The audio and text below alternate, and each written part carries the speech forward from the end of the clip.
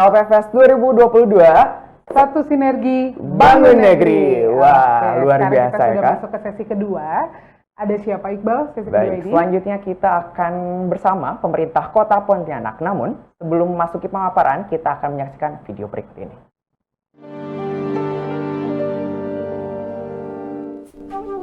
Selamat datang di Kota Pontianak. Kota Pontianak yang merupakan ibu kota Provinsi Kalimantan Barat memiliki luas wilayah mencapai 107,82 km persegi yang terdiri dari 6 kecamatan dan 29 kelurahan. Kota ini dikenal sebagai Kota Khatulistiwa karena dilalui garis Khatulistiwa. Wilayah Kota Pontianak berbatasan dengan Kabupaten Mempawah di sebelah utara, Kabupaten Kubu Raya di sebelah selatan, barat, dan timur. Topografi Kota Pontianak berupa dataran rendah dengan ketinggian 0,8 meter sampai dengan 1,5 meter di atas permukaan laut dengan kemiringan tanahnya kurang lebih 2%. Kota Pontianak dilintasi oleh Sungai Kapuas sehingga sebesar 80% bagian Kota Pontianak merupakan kawasan rawa yang dipengaruhi oleh pasang surut sungai-sungai yang ada. Data jumlah penduduk Kota Pontianak pada semester 1 tahun 2022 adalah berjumlah 673.129 jiwa, sedangkan jumlah penduduk yang berstatus kepala keluarga adalah sebesar 201.614 kakak. Pontianak menjadi sangat istimewa karena menjadi satu-satunya kota yang dilewati garis Khatulistiwa. Pontianak adalah salah satu daerah yang terkenal akan wisatanya yang unik dan bentang alamnya yang sangat indah. Kota Pontianak juga memiliki destinasi wisata yang menarik seperti tempat-tempat bersejarah,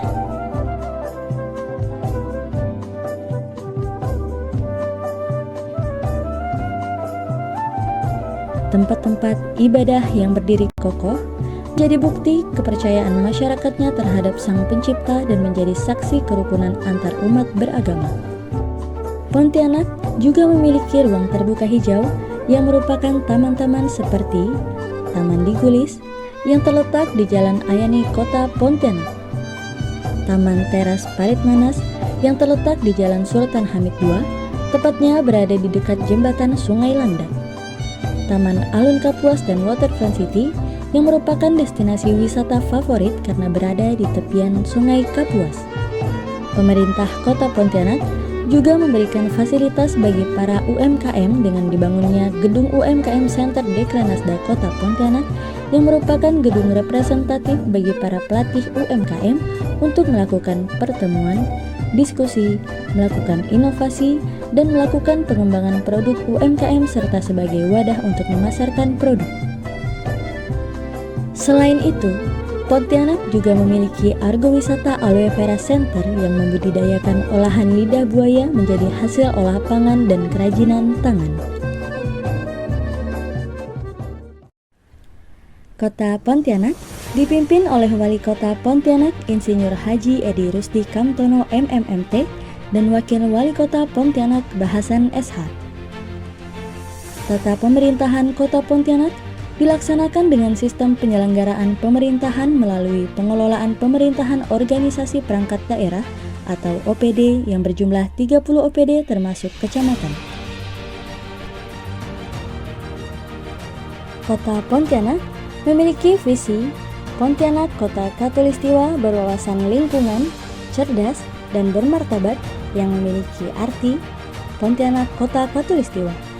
Kota Pontianak merupakan satu-satunya kota di Provinsi Kalimantan Barat yang tepat berada di lintasan garis Khatulistiwa. Berwawasan lingkungan memiliki maksud bahwa aspek lingkungan merupakan hal penting dalam setiap pembangunan di Kota Pontianak menuju kota yang bersih, hijau, dan teduh. Cerdas memiliki pengertian kota yang dilengkapi dengan infrastruktur dasar yang nyaman untuk didiami dengan lingkungan yang bersih dan berkelanjutan melalui penerapan solusi cerdas berbasis teknologi informasi serta berorientasi kepada peningkatan kualitas hidup dengan pengelolaan sumber daya kota secara efektif, efisien, inovatif, dan berintegritas. Bermartabat artinya Kota Pontianak memiliki tingkat daya saing dengan masyarakat yang toleran terhadap keragaman, didukung tata kelola pemerintahan yang berintegritas, bersih, melayani, transparan, dan akuntabel. Berdasarkan visi Kota Pontianak, maka untuk mewujudkannya pemerintah Kota Pontianak memiliki misi 1. Mewujudkan kualitas sumber daya manusia yang sehat, cerdas, dan berbudaya. 2. Menciptakan infrastruktur perkotaan yang berkualitas dan representatif. 3. Meningkatkan kualitas pelayanan kepada masyarakat yang didukung dengan teknologi informasi serta aparatur yang berintegritas, bersih, dan cerdas. 4. Mewujudkan masyarakat sejahtera yang mandiri, kreatif, dan berdaya saing. 5.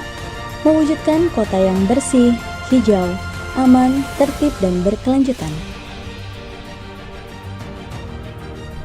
Pemerintah Kota Pontianak terdiri dari 4.637 ASN yang meliputi 1.514 ASN pria dan 3.123 ASN wanita. Usulan formasi yang tersedia di pemerintahan Kota Pontianak sejumlah 54 formasi. Untuk APBD pada tahun 2021, pemerintah Kota Pontianak telah mengumumkan data APBD seperti berikut ini.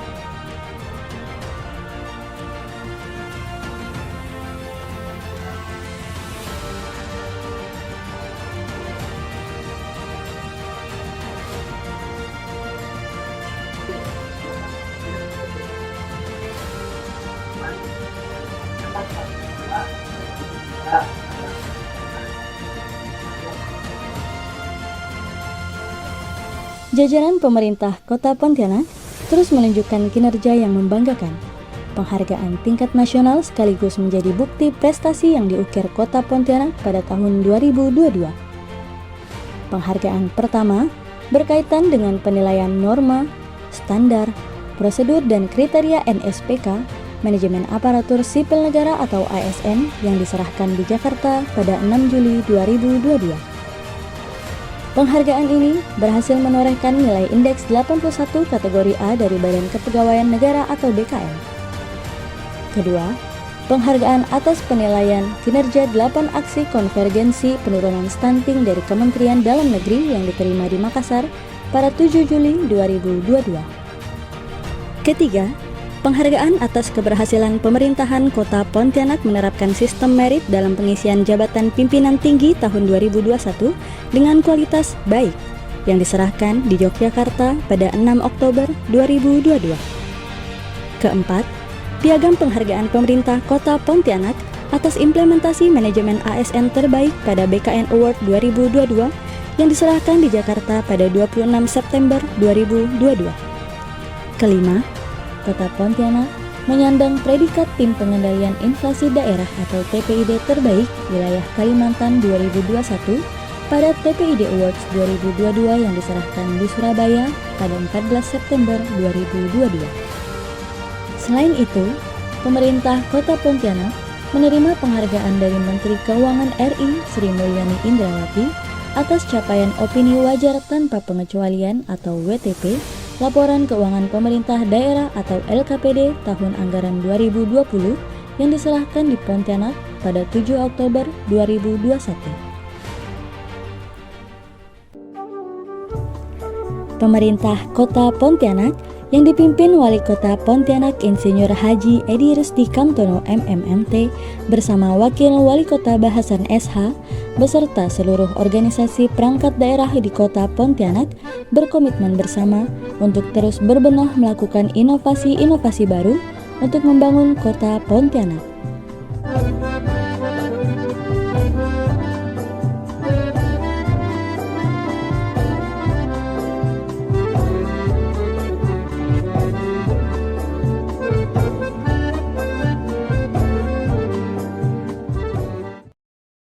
Oke, itu tadi video singkat mengenai Kota Pontianak ya, Iqbal. Oke, saat ini sudah bergabung bersama kita narasumber dari pemerintah Kota Pontianak, Ibu Yuni Rosdiah, SIP MSI, selaku Kepala BKP SDM Kota Pontianak. Selamat pagi, Ibu. Selamat pagi. Ibu, apakah suara kami terdengar, Ibu? Ya, terdengar. Selamat pagi. Selamat pagi Ibu, apa kabar Ibu? Baik, alhamdulillah. Oke Ibu. Alhamdulillah. Baik, Ibu izin kami persilakan Ibu untuk dapat memaparkan informasi kepada rekan-rekan PKN STAN dalam waktu 10 menit. Silakan Ibu.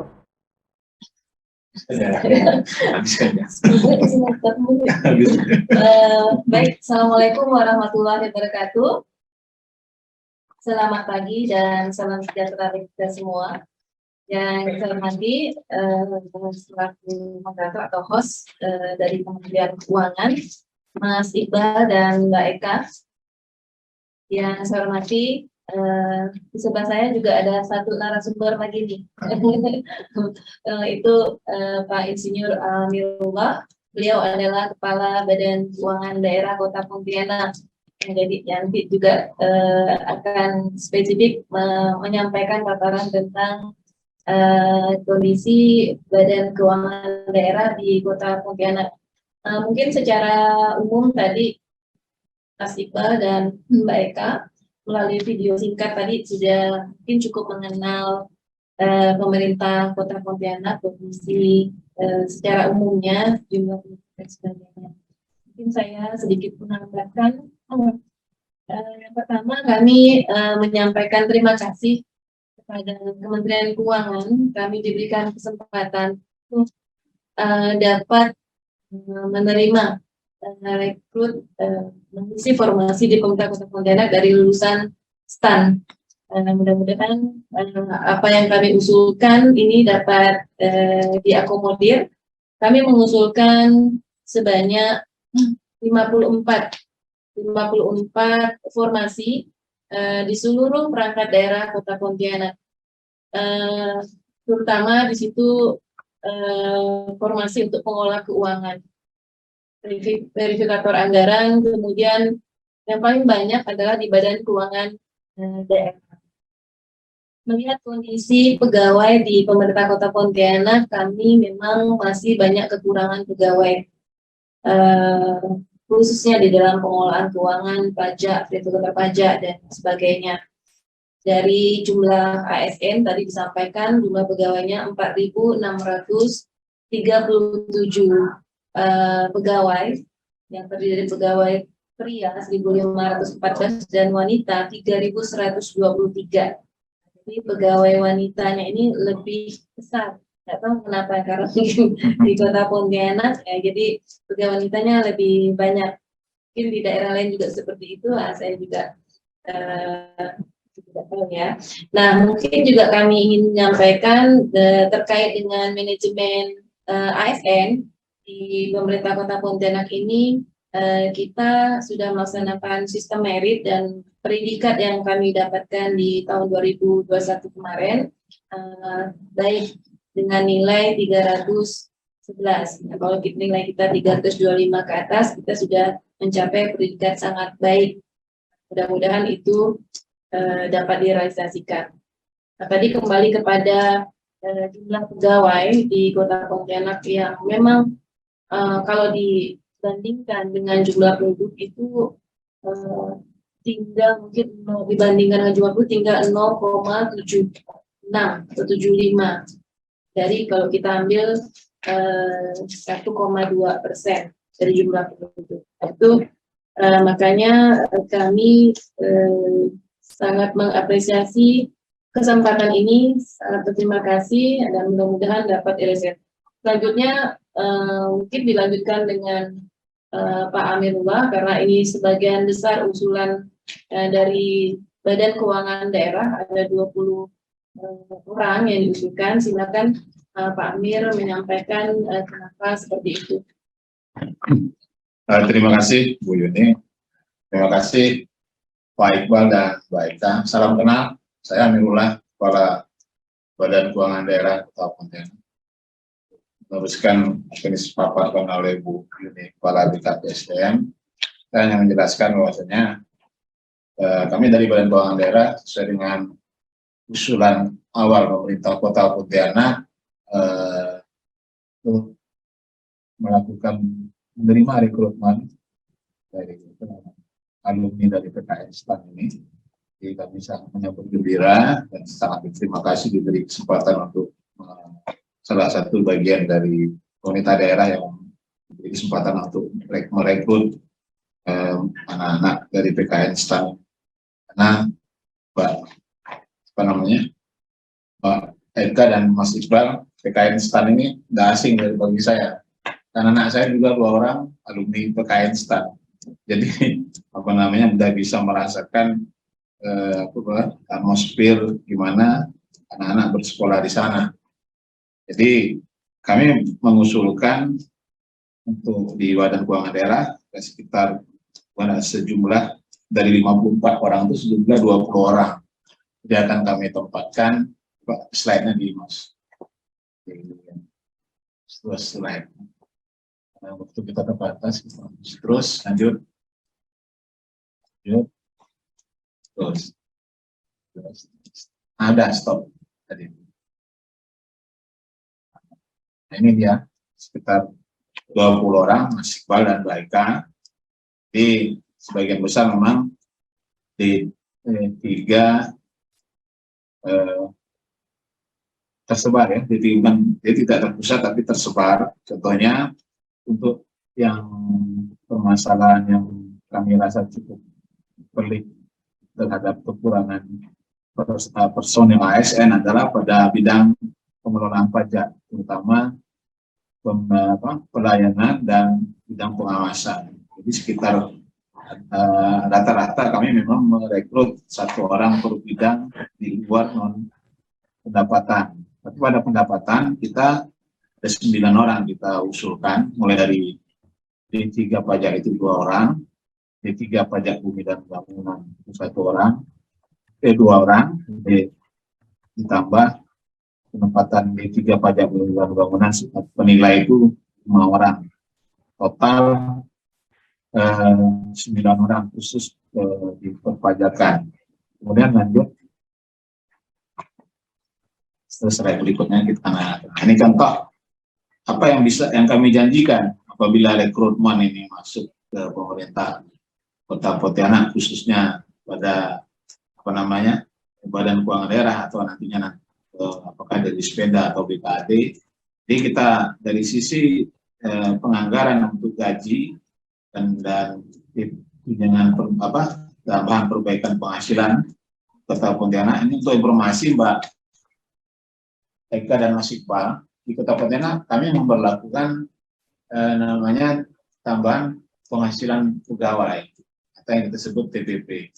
Kota Pontianak salah satu kota yang cukup besar dalam menetapkan basic TPP-nya. Jadi jangan khawatir rekan-rekan dari anak-anak dari STAN jika masuk Kota Pontianak, pemerintah kota sejak dulu sudah memikirkan kesejahteraan pegawainya melalui TPP ini, dan cukup dibanding kabupaten kota yang lain, Pontianak tertinggi akan bersaing dengan provinsi dan kabupaten lain di Pulau Jawa malah. Kemudian sudah sesuai dengan peraturan tentang perpajakan itu PP 69 tahun 2010 tentang insentif pajak, kami juga ada namanya insentif penerimaan pajak. Memang rata-rata tergantung dari realisasi. Namun berdasarkan data rata-rata yang kami terima, data terendah yang bisa di take home pay oleh per person per bulan itu rata-rata sekitar 3 jutaan per bulan. Itu berinsentif pajak di BKD yang terima sekarang. Nanti kalau apabila lebih besar lagi penerimaan pajak dan setiap tahun memang target selalu meningkat dan realisasi juga meningkat, menjadi keniscayaan bahwa meningkat juga setiap tahunnya. Pajak ini. Jadi saya pikir itu dari saya, kami dari pemerintah Kota Pontianak, Badan Keuangan Daerah Kota Pontianak, welcome, sangat menanti realisasi dari yang ditawarkan ini, dan kami menunggu berkolaborasi bekerjasama dengan para alumni PKN STAN dari Jakarta ini. Terima kasih, saya kembalikan kepada Ibu ini. Assalamualaikum warahmatullahi wabarakatuh. Baik, terima kasih Pak Amirullah. Baik, Mas Iqbal dan Mbak Eka, saya kembalikan kepada Mas Iqbal dan Mbak Eka. Oke, dan juga Bapak. Sekarang kita akan masuk ke sesi tanya jawab untuk teman-teman lulusan PKN STAN yang ingin bertanya langsung kepada narasumber kita pada hari ini. Itu bisa menggunakan fitur raise hand atau nanti akan kita pin untuk bertanya langsung. Nah, sambil kita menunggu Bapak Ibu dari teman-teman lulusan PKN STAN yang akan bertanya langsung, ini sudah ada beberapa pertanyaan yang kami terima melalui kolom chat.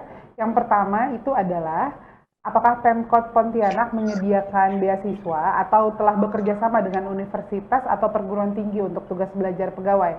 Karena seperti diketahui, Ibu lulusan PKN STAN ini sangat suka untuk belajar, Ibu. Jadi begitu lulus, bekerja beberapa tahun, kemudian ada niatan untuk kuliah lagi. Apakah ada, Ibu, beasiswa dari Pemkot Pontianak atau juga kerjasama antara Pemkot Pontianak dengan universitas-universitas lain? Silakan, Ibu.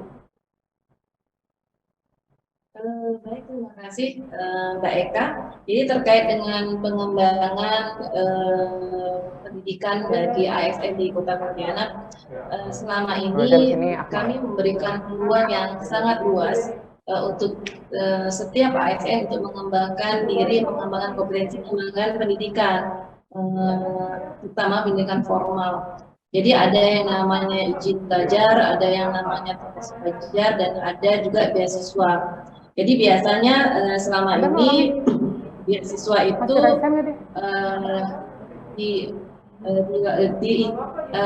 yang menginginkan kadang kan dibuka oleh kementerian. Kalau kerja sama khusus itu belum ada, tapi peluang untuk mereka mengikuti tes untuk mendapatkan beasiswa dari kementerian, kan ada yang dari luar negeri. Nah, itu kami berikan kesempatan yang sangat luas untuk mengikuti itu.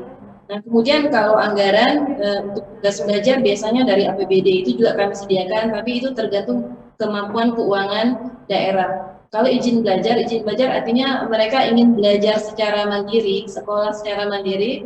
Nah, itu juga kami berikan kesempatan yang seluas-luasnya kepada pegawai di pemerintah Kota Pontianak. Begitu, Pak.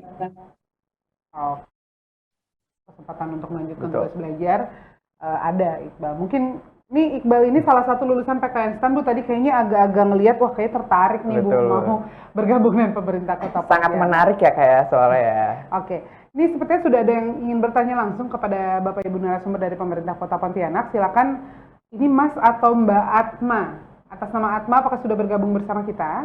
Atma? Teman-teman panitia mohon bantuannya untuk dicek atas nama Atma. Ini Mas atau Mbak Atma, apakah masih ingin bertanya secara langsung kepada narasumber kita pada hari ini? Halo Mbak atau Mas Atma? Baik, mungkin sepertinya masih ada kendala sinyal mungkin. Mungkin ya. Kita akan lanjutkan dulu kepada pertanyaan selanjutnya, yakni fasilitas apa saja yang dapat diperoleh oleh lulusan PKN STAN yang ditempatkan di Pemkot Pontianak. Silakan Bapak Ibu. Baik, Mas Iqbal. Kalau fasilitas mungkin sama ya dengan pegawai lainnya. Kalau gaji dan tunjangan itu jelas tadi sudah dijelaskan juga oleh Pak Amir. Kita ada yang namanya TPP. Nah, TPP itu sesuai dengan kelasnya masing-masing. Tadi gambaran untuk kelas lulusan STAN kan D3 ya. D3 berarti kelasnya kelas 6. Nah, itu tadi sudah disampaikan jumlah TPP-nya berapa. Dan jika mungkin ditempatkan di Badan Keuangan Daerah, biasanya ada lagi namanya insentif. Yang lain-lain fasilitas mungkin seperti pakaian dinas, kemudian apalagi ya fasilitas sarana prasarana kerja seperti itu secara umum saya pikir sama Mas Iqbal. Di tunjangan atau mungkin TPP Kak, lalu juga ada fasilitas lainnya seperti itu. Baju dinas tadi katanya, baju seragam. Dan mungkin sesi tanya jawab kami izin untuk cukupkan ya Bu. Selanjutnya kami persilakan Ibu untuk memberikan sepatah dua patah kata atau closing statement kepada teman-teman lulusan PKN STAN. Silakan Ibu. Baik, terima kasih. Yang pertama, yang jelas kami sangat terbuka untuk menerima lulusan STAN. Dan peluang untuk pengembangan kompetensi, pengembangan diri, pengembangan karir juga sangat terbuka untuk di pemerintah Kota Pontianak. Kami juga sudah menjalankan sistem merit, artinya kami ingin manajemen AFN itu diberlakukan secara adil pada seluruh PNS. Demikian juga tadi disampaikan pemberian tunjangan TPP kepada lulusan STAN juga akan kita berlakukan sama sesuai ketentuan yang diperoleh oleh PNS di pemerintah Kota Pontianak. Mudah-mudahan ini menarik bagi lulusan.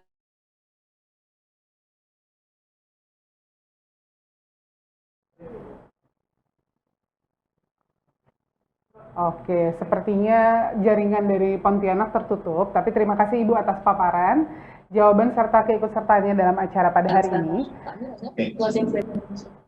Apakah Ibu masih bergabung? Ibu, terima kasih banyak atas paparan dan jawabannya serta keikutsertaannya pada hari ini. Semoga teman-teman lulusan PKN STAN dapat memperoleh informasi yang lengkap nih, jadi semakin yakin untuk nanti saat akan memilih programnya nanti. Lulusannya mau kemana nih milihnya. Oke, sekali lagi kami ucapkan terima kasih ya Ibu Yuni. Baik, untuk sesi sekarang kita sudah selesai dan akan dilanjutkan dengan sesi selanjutnya yaitu dari Kementerian Pemuda dan Olahraga setelah break berikut ini.